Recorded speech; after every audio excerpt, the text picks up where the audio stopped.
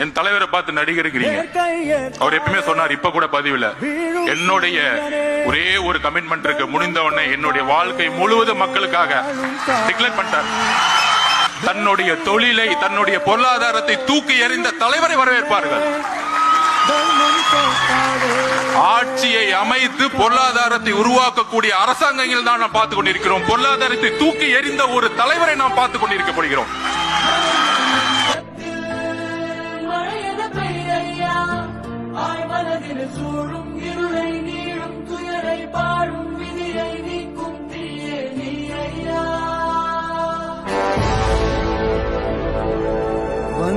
வந்தாயையா வந்தாயையா வாழ்வை மீண்டும் தந்தாயையா.